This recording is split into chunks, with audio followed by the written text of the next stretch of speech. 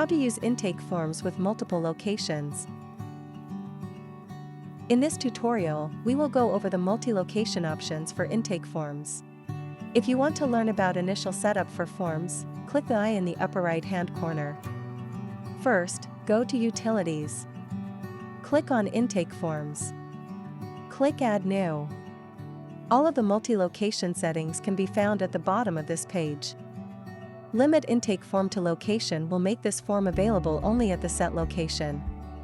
Underneath, the location setting determines whether an intake form's assignments are location-specific or universal. Per location, the intake form is tied to a specific location.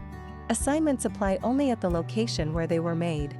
Example, a client books a service at location 1 and completes the intake form. If the same service is booked at location 2, the client must complete the form again for location 2. Across all locations, the intake form is not location-specific. Assignments apply universally across all locations. Example, a client books a service at location 1 and completes the intake form. If the same service is booked at location 2, the form isn't reassigned since it's already completed. We have finished going over settings for multi-location forms. Thanks for watching.